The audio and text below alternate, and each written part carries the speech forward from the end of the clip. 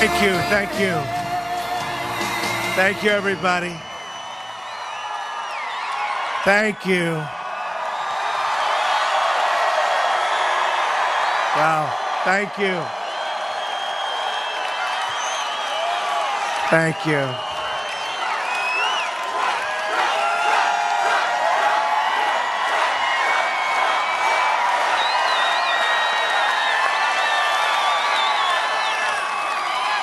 So the weather was really bad, really bad. And they said, you know, these are great people in North Carolina. They won't mind. No, but they said they won't mind, sir, if you canceled and made it another time. And I said, what? And they said, we have a big crowd, but they won't mind just because the weather was so terrible. So I said, you got to be kidding. So we've been driving for 2 hours. We landed at like a long ways, but there was no way that we weren't showing up tonight. That I can tell you. That I can tell you. Yeah, we couldn't land at your local airport. We landed a long ways away. I said, boy, let's put it this way. The drive was about 3 times longer than the flight. But we made it. That's all that matters, right? We made it. And I'm here today for one main reason, to thank you, the people of North Carolina, for being so incredible. We want to thank you. You went out and pounded the pavement. You organized your fellow citizens and propelled to victory a grassroots movement, the likes of which nobody has ever seen before. And that's beyond our country. And I want to give a special thank you to the incredible military families, service members, and veterans of North Carolina.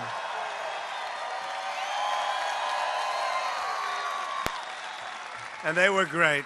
You saw what happened with the military. I got such numbers. Oh, those numbers are good.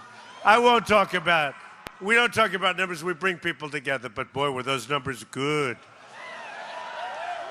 And our veterans, do we love our veterans? We love our veterans.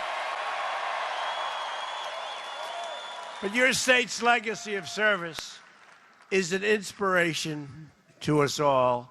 North Carolina has produced many of the finest soldiers, airmen, sailors, and Marines the world has ever seen. So true.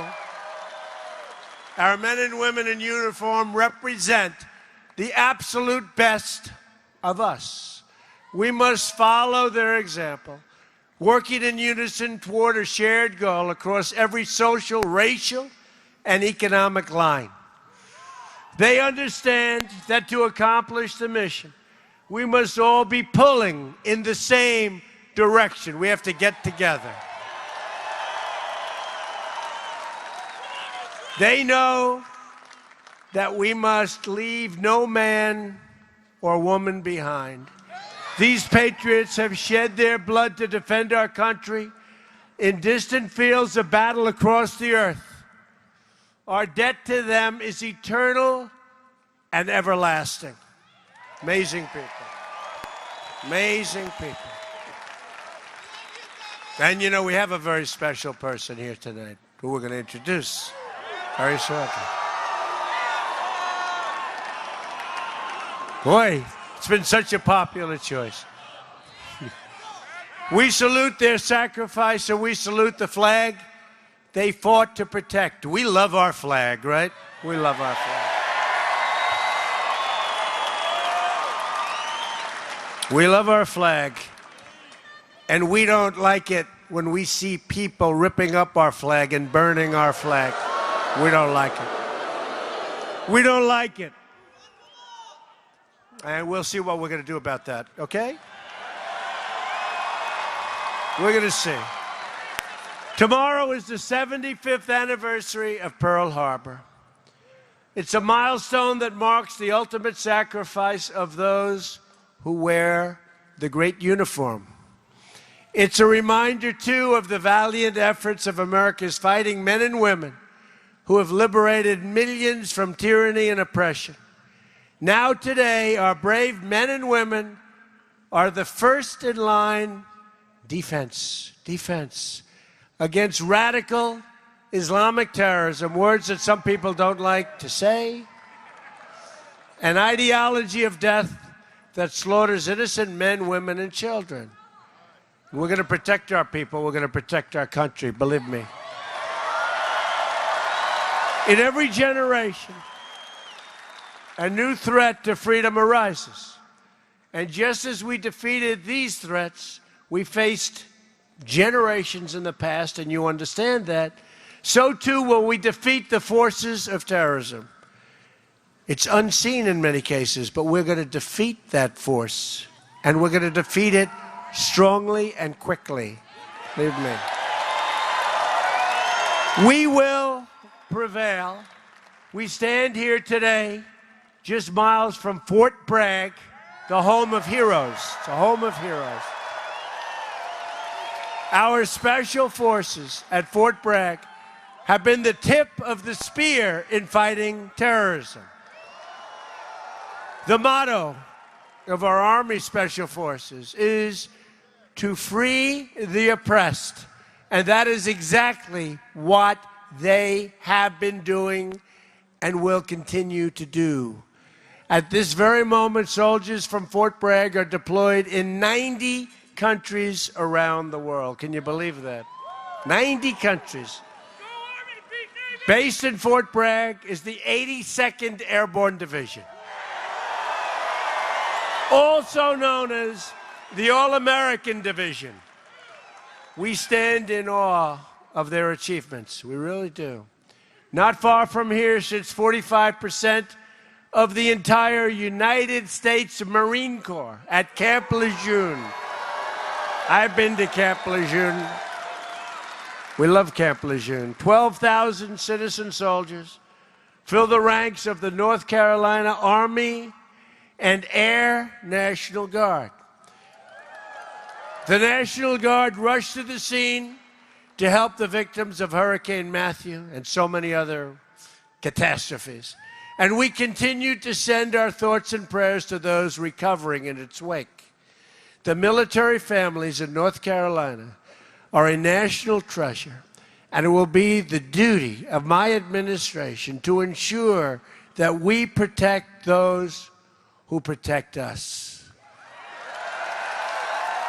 And I just want to tell you that we are going to be taking care of our veterans. And I'm right now working. These are great, great people. And they haven't been treated fairly. And I'm right now working on picking the people that are going to be helping our veterans, and they are really outstanding. We have some of the great people, and a lot of people making great sacrifices to do this, but they're going to be unbelievable. You're going to see such a change. You're going to see such a change like you've never seen before. We're going to protect and help our veterans, believe me.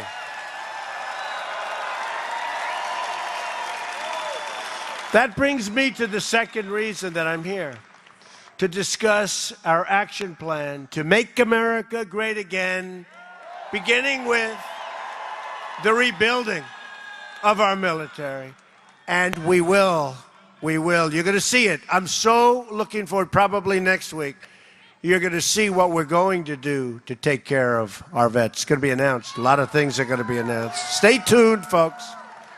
Here are the priorities that will guide our military and veterans policy. All men and women in uniform will have the supplies, support, equipment, training, services, medical care, and resources they need to get the job done incredibly well and perfectly. You watch. The best care in the world for our veterans, both at public and VA facilities, as well as the right to see a private doctor when the lines are long. I've been saying this for the last year and a half. You know, people are waiting in line for 7 days, 8 days, 9 days. Longer. He just said longer. Longer than that. And when that happens, you're going out to see a private doctor, a private hospital, a public hospital, somebody that can take care of you, and we're going to pick up the bill. And it's going to be, not only is it going to be great for you and life-saving in many cases, it's going to be less expensive. And I'm saying, why didn't they do this in the past? Why didn't somebody do this? There's not going to be any more waiting for our great people online for weeks to see a doctor. And finally, a commitment to only engage the use of military forces when it's in the vital national security interests of the United States. We don't want to have a depleted military because we're all over the place fighting in areas that just we shouldn't be fighting in. We're going to have such a strong, powerful military. It's not going to be depleted any longer. I mentioned equipment previously, and I said equipment. We're going to have the finest equipment in the world. It's going to be new. It's going to be modern. It's going to be clean. It's going to be the best. That's what we're going to have. We're not going to be a depleted military anymore. From now on, it's going to be America first. America first. We will stop racing to topple foreign, and you understand this, foreign regimes that we know nothing about, that we shouldn't be involved with. Instead, our focus must be on defeating terrorism and destroying ISIS.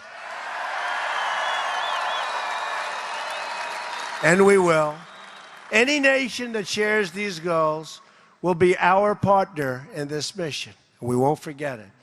We want to strengthen old friendships and seek out new friendships. Rather than a rigid dogma, we're guided by the lessons of history and a desire to promote stability all over, and strength in our land. This destructive cycle of intervention and chaos must finally, folks, come to an end. Come to an end. We've spent, at last count, $6 trillion in the Middle East. And our roads have potholes all over. Our highways are falling apart. Our bridges are falling. Our tunnels are no good. Our airports are horrible, like third world countries. We got to start spending on ourselves. But we've got to be so strong militarily, like we've never, ever been before. Remember that. Like we've never been before. We seek harmony and goodwill among the nations of the world. And we believe that respect for mutual sovereignty helps form the basis of trust and understanding. But we don't want people taking advantage of us anymore. We don't want countries taking advantage of us anymore. We don't want that. We don't want that. We want to be the smart people. We don't want to be what we've been over the last long period of time. We build up our military not as an act of aggression, but as an act of prevention. We pursue and build up arms not in order to seek conflict, but in order to avoid conflict. We want to be strong. In short, we seek peace through strength.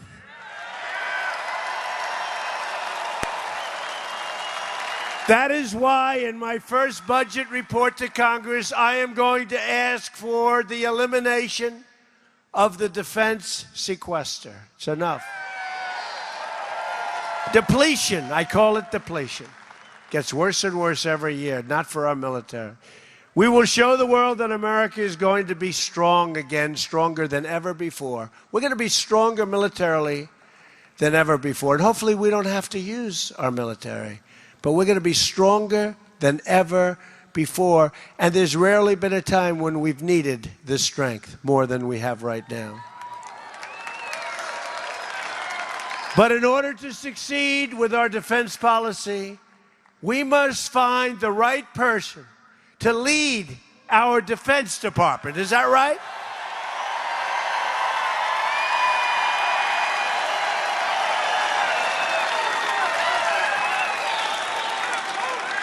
This is why I'm proud to formally announce today my intention to nominate General James Mad Dog Mattis as the next Secretary of Defense for the United States of America. Jim is a Marine Corps four-star general, the former commander of U.S. Central Command and NATO's Supreme Allied Commander. For transformation, this is going to be so great for us. He led an assault battalion in Operation Desert Storm, and you saw what that happened. That was the way you're supposed to lead it. There was no games. Mad Dog plays no games, right? Led the forces that went after the Taliban and commanded the 1st Marine Division in Iraq. He is one of the most effective generals that we've had in many, many decades. An extraordinary leader of our time who has committed his life to his love for our country. General Mattis is the living embodiment of the Marine Corps motto, Semper Fidelis, always faithful. And the American people are fortunate that a man of this character and integrity will now be the civilian leader atop the Department of Defense. Under his leadership, right? Under his leadership, such an important position, we will rebuild our military and alliances, destroy terrorists, face our enemies head on, and make America safe again. It is now my honor and privilege to welcome to the stage your next Secretary of Defense, General Mad Dog Mattis. Thank you.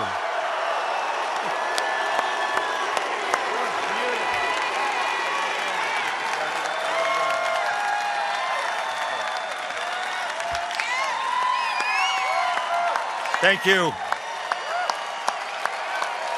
Thank you, ladies and gentlemen. Thank you, President-elect, for the confidence that you have shown in me. Thank you for the opportunity. I'm grateful for the opportunity to return to our troops, their families, the civilians of the Department of Defense, because I know how committed they are and devoted they are to the defense of our country, the defense of our Constitution. And with our allies strengthened, with our country strengthened, I look forward to being the civilian leader so long as the Congress gives me the waiver and the Senate votes to consent. Thank you very much.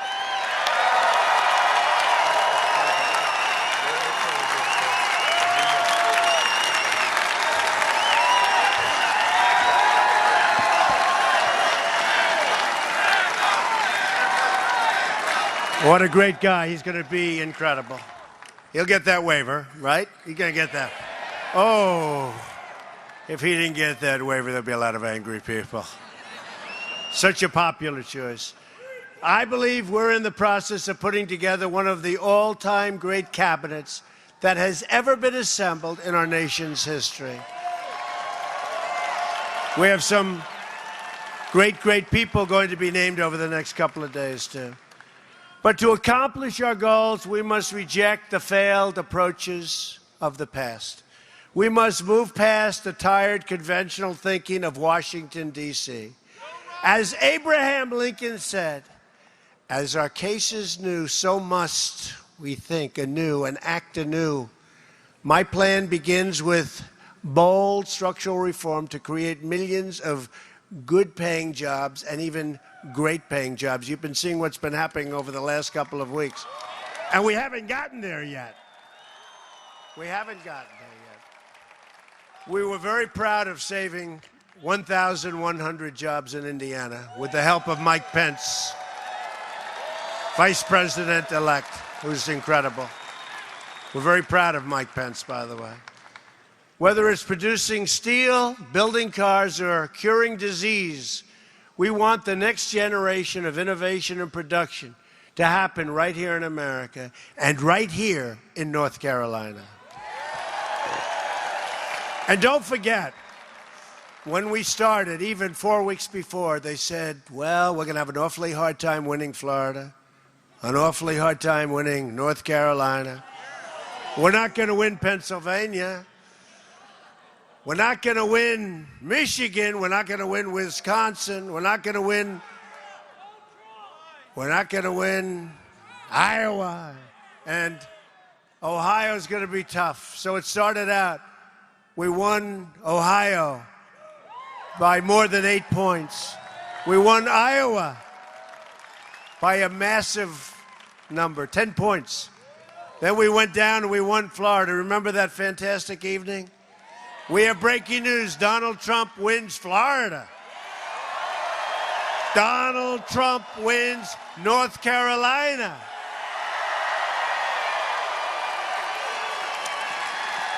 We won so many states. We won 30 states, 32 states. We won so much, and we just kept winning. And then we topped it off by winning Pennsylvania, winning Michigan, winning, right? Winning Wisconsin. States that hadn't been won in 38 years, a lot of states. And it was a fantastic evening, and that's why we're here tonight, because we want to thank you. We want to thank you, especially. First, on taxes. We're going to undertake one of the great tax reforms and simplifications in American history. This includes lowering the tax rate on business from 35% all the way down to 15%. And massive tax cuts, by the way, for middle-class workers. Massive. The biggest. Biggest since Reagan, actually bigger than Reagan. On regulations, we're going to eliminate every single wasteful regulation that undermines the ability of our workers and our companies to compete. The regulation business is a disaster in our country. We're going to get rid of all of the unnecessary regulations. On energy, we will cancel the job-killing restrictions on the production of American energy and pursue American energy independence, and we'll be able to do it. Honoring the legacy of Theodore Roosevelt, believe it or not, one of our great environmentalists, we will also conserve and protect our beautiful natural resources for the next generation, including protecting lands and anglers and hunters and all of those who enjoy the outdoors, like my sons, Don and Eric. They enjoy the outdoors. They enjoy it. They love it. On infrastructure, I will ask Congress to pass legislation that produces $1 trillion of new investments in America's crumbling infrastructure, including major projects in our inner cities. We're going to take care of our inner cities. We're going to get the inner cities going again. Remember, I used the expression, what the hell do you have to lose? I'm telling you, you're going to see. And I want to thank, we did so well, so much better with African-American communities, with Hispanic communities than anybody ever anticipated. So much better. Better than has taken place in years back. So I want to thank the African-American communities. I want to thank the Hispanic communities. And we're starting to work already. We're working already. And the appointment today of Ben Carson has been very popular, very well received. Dr. Ben Carson. Good guy. Great guy. We will have two simple rules when it comes to rebuilding this country. Buy American and hire American. All right? Buy American. On trade, our trade deficit, now nearly $800 billion a year. We have a deficit, think of it, of almost $800 billion a year. You really say, who's negotiating these deals? Is a chronic drag on the growth and a destroyer of jobs and wealth in our country. In the month of October alone, our nation racked up more than $40 billion in trade deficit. $40 billion, including more than a $30 billion trade deficit with China alone. All right? Think we're doing a good job in negotiating? I don't think so. How many business people do we have in this audience that could have done a slightly better job of negotiating, right? Yeah, you can. North Carolina has lost nearly half of its manufacturing jobs since NAFTA. America has lost 70,000 factories. Think of it, 70,000 factories since joining the World Trade Organization. Or think of it. So China joins the World Trade Organization, and since that time, we've lost so much. 70,000 factories. We're living through the greatest jobs theft in the history of the world. There's never been a jobs theft like what's happened to this country. And we stopped some of it a little bit because we just started, but we haven't really started because we don't really start till January 20th, but we're stopping. And one of the wealthiest men in the world, you saw it today, maybe, did anybody see it? Masa, right? Masa, great guy of Japan. He's pledged that he's going to put $50 billion into the United States because of our victory. He wasn't investing in our country. 50 billion. 50,000 jobs.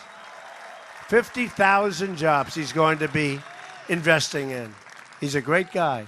A Trump administration will renegotiate our terrible trade deals, stand up to foreign cheating, and defeat every last American. And we will do this. We will defeat the enemy on jobs, and we will defend American jobs. We're going to defend American jobs. And we have to look at it almost as a war, because that's what's happened to us. That's what's happened to our workers. These are great people. And boy, did they come out to vote. Remember they said they don't exist? They existed. They existed. Believe me, in millions and millions of people poured out to the voting booths, and they voted. Big league. That's why we had these kind of victories. We had states where we would win by 30 points, 35 points, 40 points. Amazing.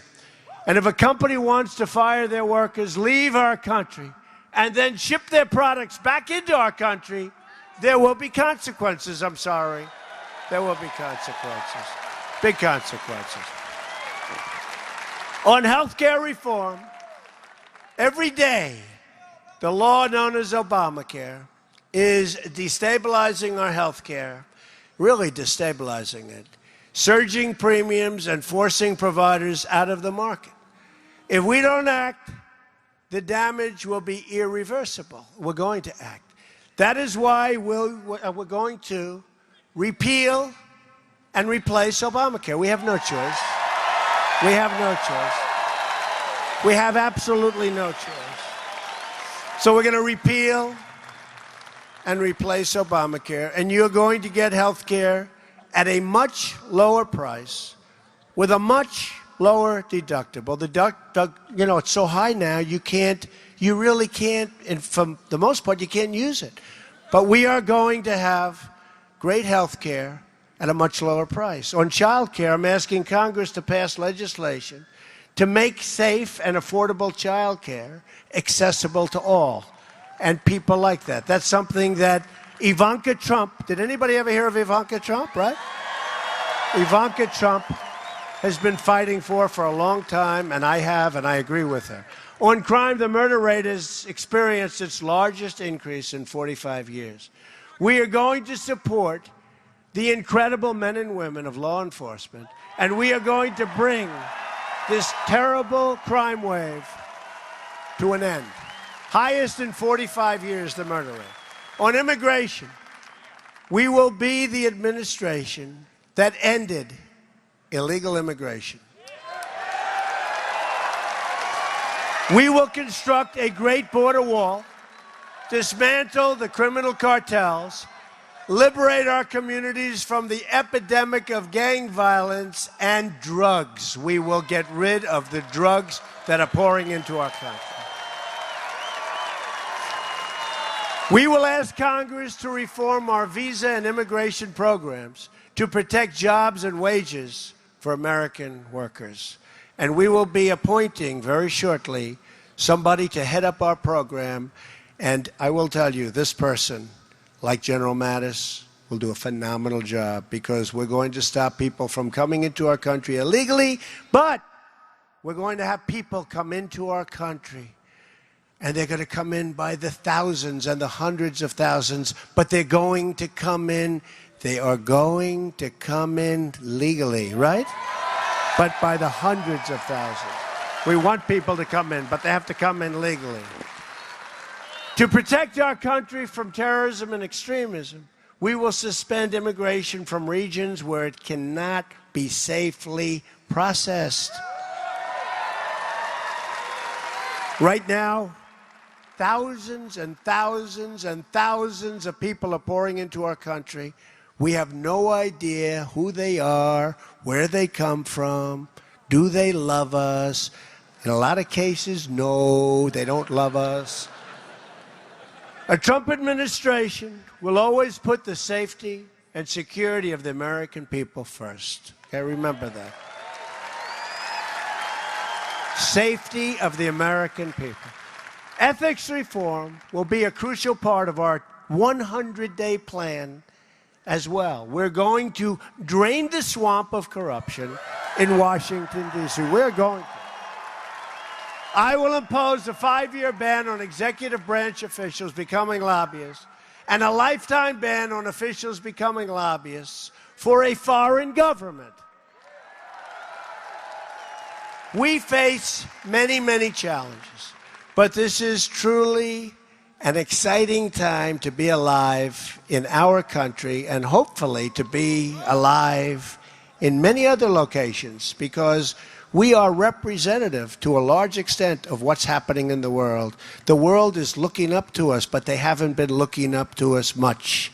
And they are going to start looking up again. We're going to be good for the world, not just good for our country.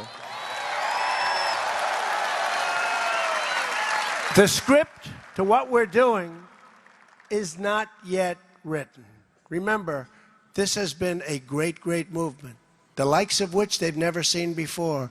The likes of which those folks back there that write the stories, no, I'll tell you. And they're saying it.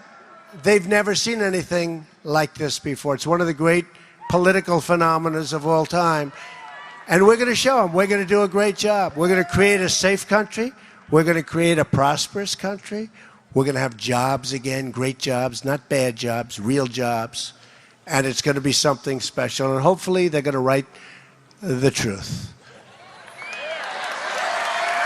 We do not know what the page tomorrow will read. But for the first time in a long time, what we do know is that the pages will be authored by each and every one in this room and in our country, by you. It's going to be authored by you. Together, we will raise incomes and create millions and millions of new jobs. It's going to happen. It's already happening. You see what happened today. We will reestablish the rule of law and defend the Constitution of the United States. And by the way, we will be appointing great, great Supreme Court justices, you see. We'll be starting very soon with one to replace Justice Scalia.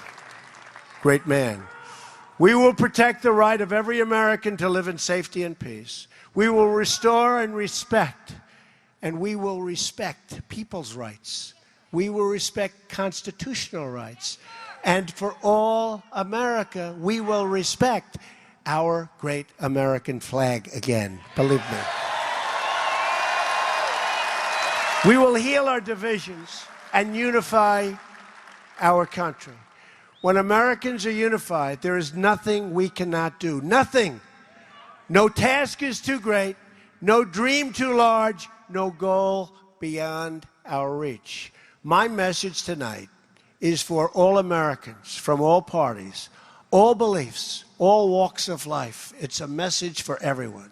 No matter your age, your income, your background, I'm asking you to join us in this great, great adventurous world that we're living in. We're going to make it less adventurous. We're going to make it safer and better than it's ever been before.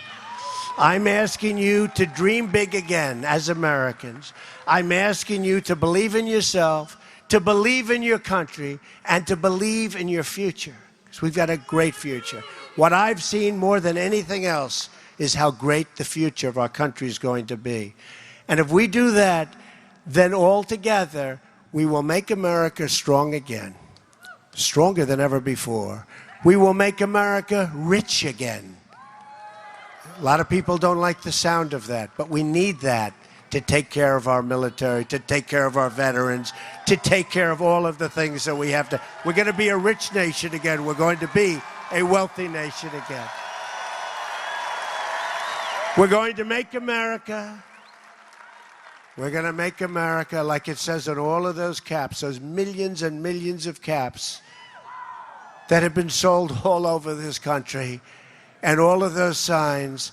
We are going to make America great again, greater than ever before. Thank you, North Carolina. Thank you. We love you. God bless you, everybody. We'll be back soon. Thank you, North Carolina. Thank you.